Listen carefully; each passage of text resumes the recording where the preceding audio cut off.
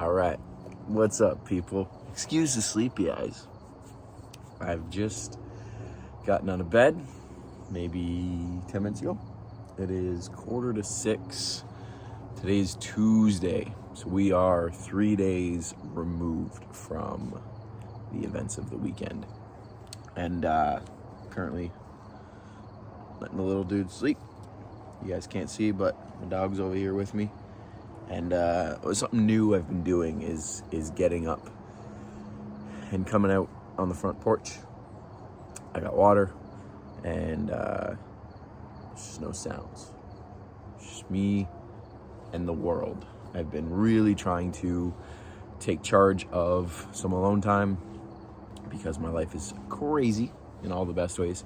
But coming out here, even for like 15 minutes of peace and quiet,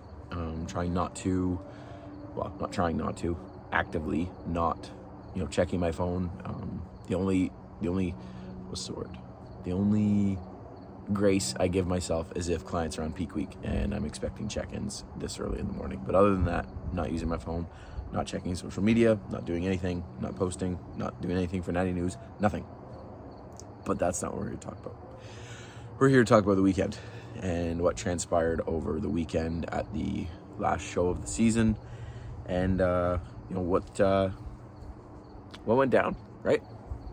As with the WMBF show, I didn't actively vlog the weekend, although I know many probably would have liked to see that, especially with Cliff being there and giving that real insight as to how him and I operated over the weekend.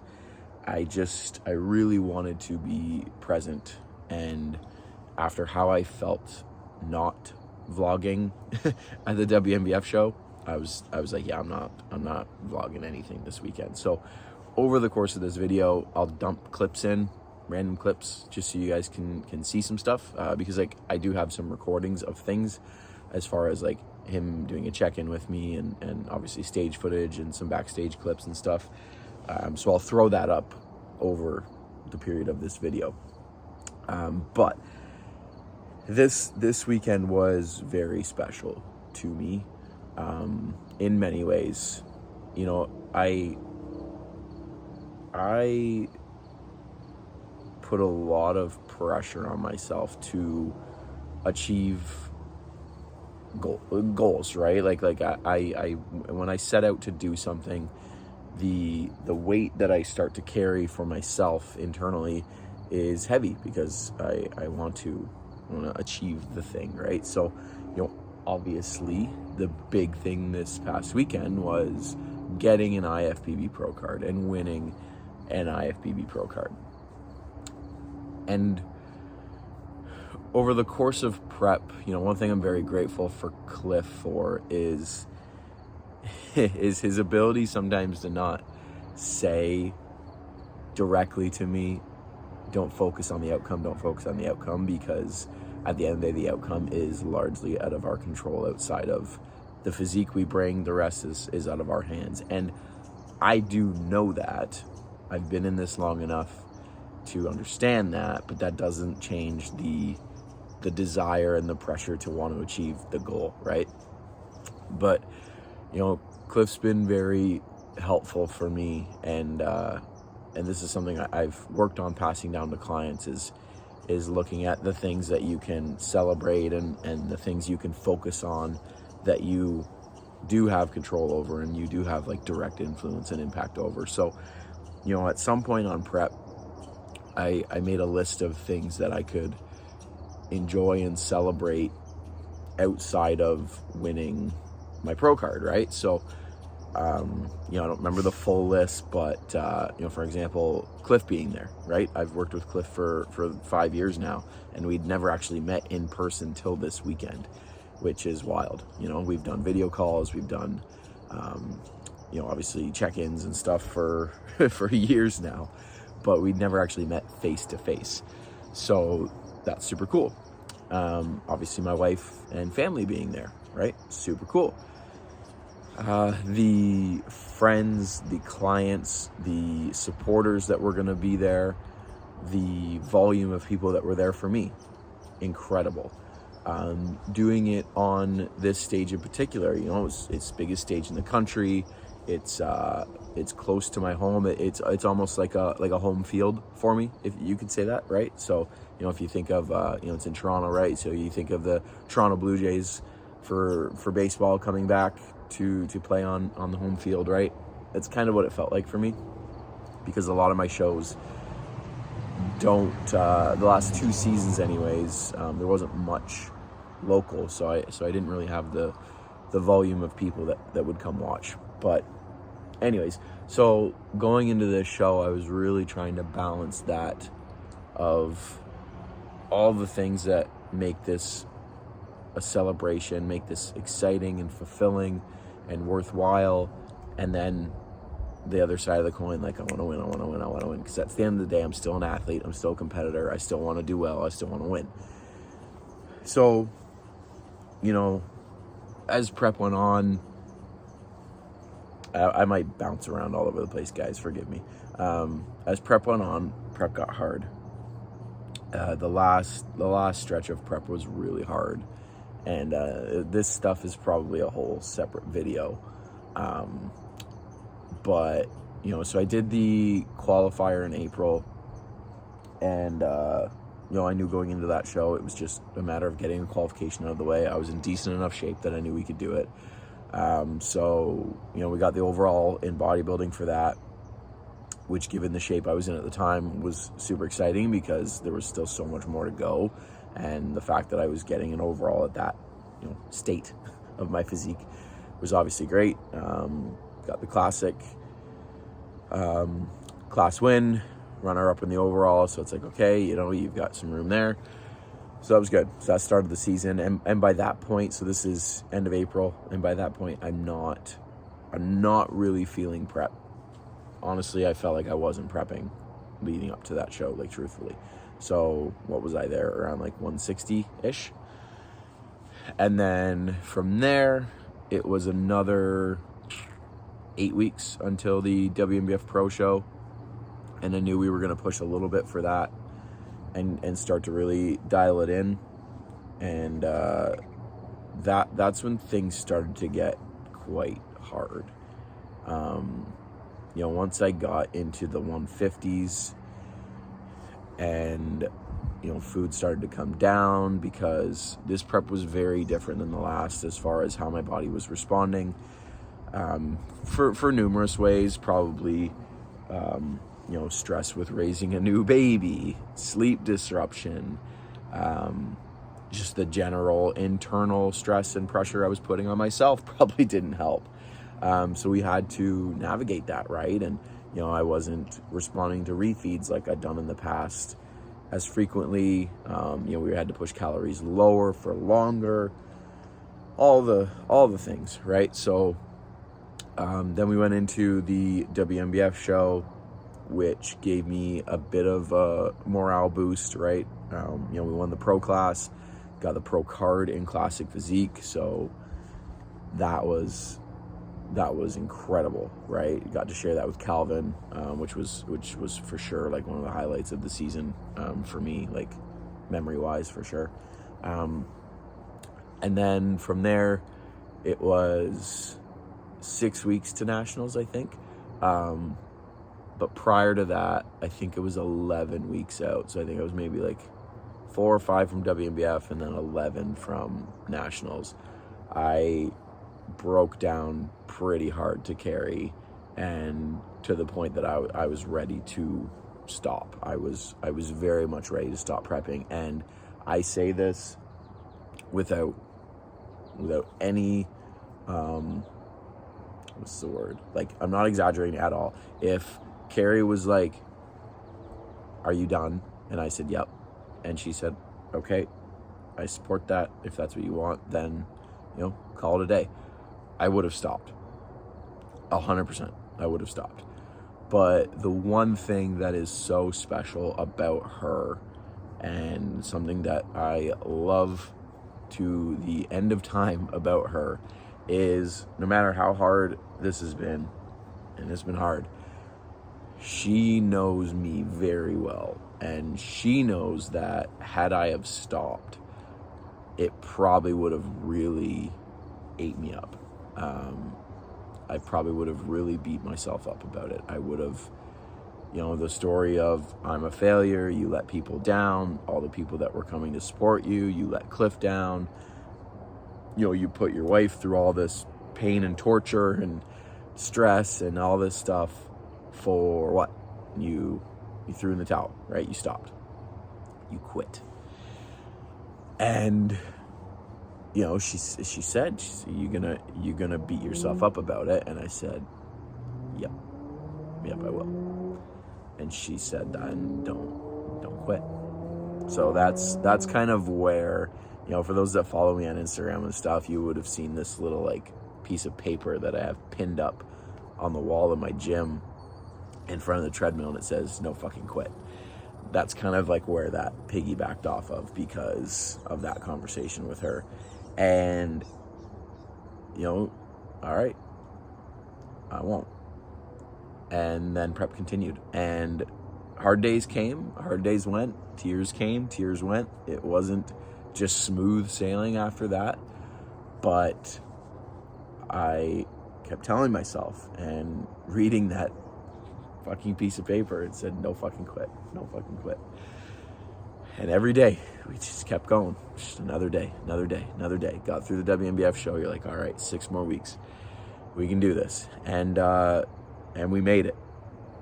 And we made it to the show. And I don't say this a lot to myself, but I am very proud of myself for not quitting. I am proud that no matter how hard it got and how hard I wanted to throw in the towel, that I continued to push myself. I continued to show up, and it's because of my wife. It's because of Cliff. It's because of a few very key conversations. I don't know if these guys will watch this, but Berto, Alec, Ben, Howard, AJ, Dan and James, there's just a few key conversations I've had over the course of prep that just helped me get through it. And for that, I am very grateful, because not everybody has that luxury of having people like that who can help you through things. And yeah, I'm just very proud that I made it. Yeah, I'm very proud that I made it, because for numerous periods of time, I didn't think I was gonna, and it hurt me. It really bummed me out. It made me question a lot of things. It made me question some stuff about myself that just it was hard. But anyways, no tears. So anyways, we get to the show, and we do the damn thing. Ended up rapid backloading for peak week. So we did 4 days, 0 carbs, nothing but meat and veggies. And then Friday.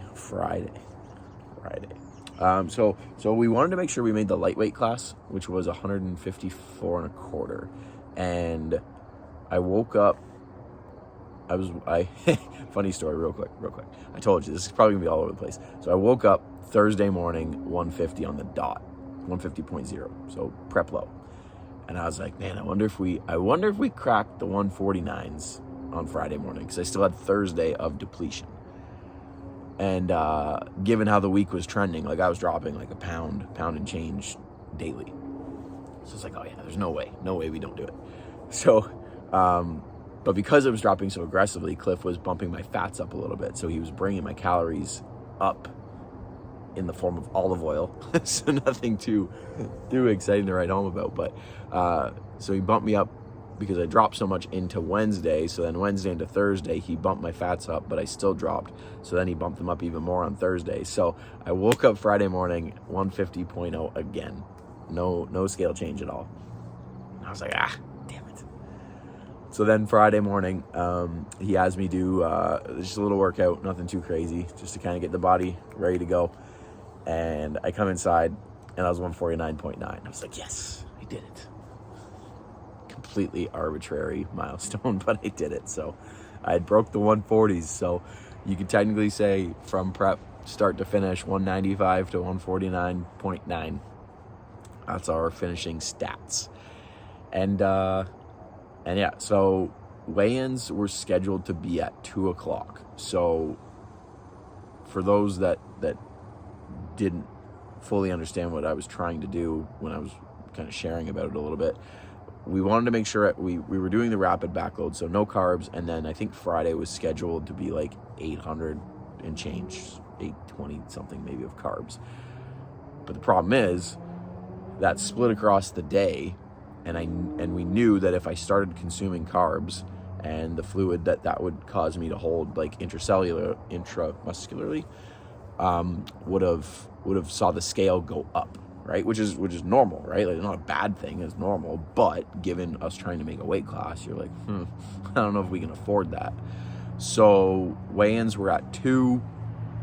So we opted for some liquid. Some pretty good hit of liquid carbs in the form of Gatorade powder. I think it was like 100.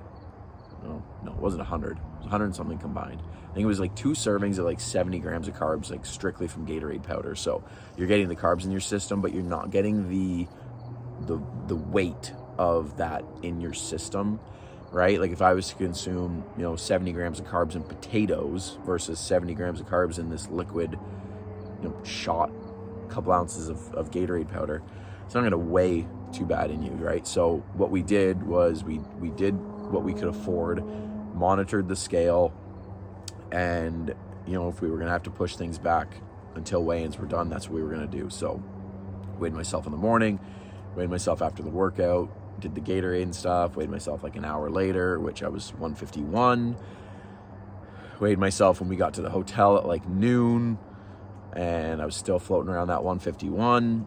So then my tan was at like 115. So we went, and it was all in the same spot, and I saw that they had the tables set up for registration and everything. So I was like, I wonder if I can be a pain in the ass and get weighed in early. So I went and badgered the people that were at the booths, and they're like, oh, so the guy that was doing, he's one of the judges actually, he was like, if you want to get weighed in, for sure, let's do it. Grab your paper over there and come on over. Like, so this is like 12:30. So I'm like, okay, perfect. I can get this done. This is like almost 2 hours before scheduled weigh-ins. That means I can start getting carbs early. That means I can start peaking now, this and that and the other. I'm like, oh, this is perfect. This works out really well. So I go over to the table with the woman there that was that had all your paperwork with the classes you were in and stuff, that they have to fill in your height and your weight and everything. And she's like, no, you can't do that. I'm like, come on. I'm trying to put on my like pretty boy charm, and she's like, nope. Oh my God. She's like, we don't have the thumbs up yet. Nope. And now like there's like at least a handful, maybe 5 or 6 athletes that are like kind of in the vicinity that are like, hey, if you guys are starting registration, like I wouldn't mind, because every athlete is either getting weighed or heighted, right? So I'm thinking, hey, if you guys want to start this now, it'll save you a lot of headache later, because you're going to get swarmed at 2 o'clock versus like letting people trickle through now. This only makes sense. These are the things I'm telling them, right? Trying to charm my way through. Carrie's just standing there, just shaking her head and laughing to herself. So anyways, the head honchos come walking through. They're doing stuff, and maybe 15 minutes goes by, and they give them the thumbs up. I'm like, yes, thank you. So I go over, get weighed in at 100, and actually I think I have that clip. It was 100, maybe 151.8 or something like that. So plenty of wiggle room, but now a massive like weight off my shoulders, because now it's like, okay, we've made weight. We can now do what we need to do with carbing up and all that good stuff. So got in touch with Cliff. By this time he was getting ready to head my way. He was flying out and was scheduled to get there around like 3:30, 4 o'clock. So he was like, once you get weighed in, let me know, and I'll kind of confirm timings for at least the next 2 or 3 meals. By the time you've done that, I'll be there. I can see you. We'll go from there. So everything else after that, smooth sailing. Got linked up with him, which was awesome. Definitely a feel-good moment for sure. And then we went into show day. So show day, I had myself, Alex in bodybuilding, Mike in bodybuilding, Cynthia in women's physique and figure, and then I had Danny in an OCB show stateside. So all through this weekend, I was still doing the best I could as a coach, and I'm happy with the outcome. So Danny made his OCB debut.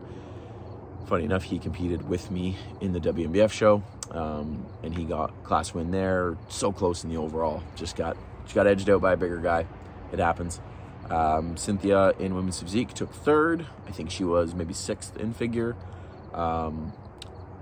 Alex won the middleweights. So middleweight national title for Alex, which is awesome. And we got to have some fun in the overall. And then Mike got, I think, sixth. He was also in the middleweights with Alex. Middleweights was a stacked class. Mike's first nationals, coming off of his first show just the end of last year, so relatively quick turnaround for him. But very happy. Noticeably improved from the end of last year. So while not a medal around his neck at the end of the day, definitely some wins to recognize. But yeah, so I won the lightweight title. I won Classic Physique Class A. In the overall for bodybuilding, I was moved to the center with Farid, who ended up winning.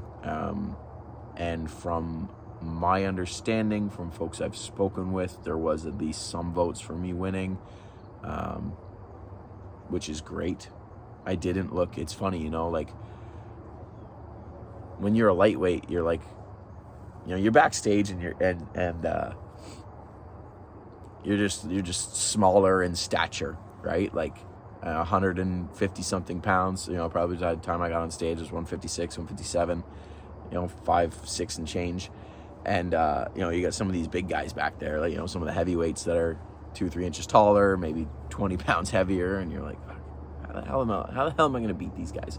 And if there's one thing that I'm continually reminded, it's how much a complete physique can look so good under the lights. And that's not me being like arrogant, saying that like, oh, my physique is complete and oh, I'm this, that, and the other. But like when I watch footage back, to see myself next to the bigger guys, you wouldn't necessarily know I was 15, 20, 25 pounds lighter just because of the physique that I brought and the way things are put together and the conditioning and this and that. So I'm very happy with the look we brought. And we were right there. And yes, of course, because I know people are curious, did it hurt? Did it sting not winning? Of course it did. But I am mature enough, I've done this long enough to understand that there's nothing we could have done to probably make me better in that situation that would have saw me win. Farid was great, incredible athlete for how young he is, incredible athlete. So, I can look at the footage and maybe give myself some poses, give him some poses. In some areas I was more conditioned, in some areas he was just bigger muscularity wise. So, and that's bodybuilding, right? It's not just a simple, that's the subjectivity of the sport, right? Like if some judges preferred my physique and had me winning, and some judges preferred his physique and had him winning, and that's just the way the game goes, right? It's not just a clear cut, I ran faster or he threw further or I jumped higher or whatever. Like there's no hard tangible metric to say you win, you don't. There's gray areas with that, and that's bodybuilding, and you have to understand that. And just it's all about who shows up, guys. Like if he wasn't there, I'm a pro, right? I would have won. Just the simple fact that he wasn't there. So at that point, you got to then sit back and realize, like, okay, there's nothing else I could have changed or done differently. If he hadn't have shown up, I would have won. So you can kind of rest easy knowing that, like, hey, you did your best, you put it all on the table, and there was just a better man on stage with you that day, and hey, that's what happens. But for me to walk away from that first time being on that stage, like I mentioned earlier, that home field, as a two-time national champion, I can't be mad at that, right? And to be with the people that were there with me, and the volume of people that were there with me, truly memory of a lifetime for sure. And I am forever grateful. I cannot name all of you because I will undoubtedly miss you, because there's like 40 of you guys, but you know who you are. You were there. The folks that helped me along the way behind the scenes. And I am forever thankful. I am grateful. I am blessed for what Team Rollins is. It's not just a team of bodybuilders or competitors. Like, it's genuinely a family, and that's what I saw this weekend. As much as this was for me a feel good and all the kind of stuff, like, to just see everybody together and having a blast and being just one big family, it was truly incredible. And yeah, I'm so happy. I'm so happy. No tears. Anyways, so yeah, it is Tuesday. I'm sure you guys can tell I got a bit more fullness back in my face. I've been eating good, not like an asshole, but I've been eating good. Went out yesterday with my wife and son for some gelato downtown, enjoyed the sunshine, sat by the water. Carrie and I went for a nice little lunch date on the way home on Sunday, and it just feels really good to be kind of back in certain areas of normal life again. I trained yesterday. I know people always question, like, well, now that you're done competing, like, what are you going to do? Like, I trained yesterday. I got lower body today. Meals are prepped and packed for work today. Bit more variety, but I'm still an athlete. I'm still a bodybuilder. It's just having the ability now to just turn the dial down a little bit and just be a bit more normal is nice. It is very nice. So I'm going to close the video out here, guys. I'm looking at the timer here, and it's 27, almost 28 minutes. If you listen to me talk this long, kudos to you with my sleepy voice and my sleepy eyes. The tan is helping, actually. They're a little dark, but the tan's making me look less deathly probably this early in the morning. It's gotten lighter out, so it's probably a little after 6. Still out. Anyways, guys, thank you for watching. Thank you for the support. This will be the last video of Operation 2025 episode. What the hell, did we hit 50 episodes? We might have hit 50 episodes. If you guys like the video, please like, subscribe. More show day vlogs to come. We've got the next 3 weekends. We got shows. We got Summer Shredding Toronto this weekend. Next weekend we've got CPA Can't Fit Pro / OCB Niagara, and then we've got WNBF Ontario after that. So 4 shows in the next 3 weeks. I will more than likely vlog those to some degree, and we just keep going, guys. My prep done, but my job as a coach, as an athlete, it ain't over till, I don't know. It ain't over till,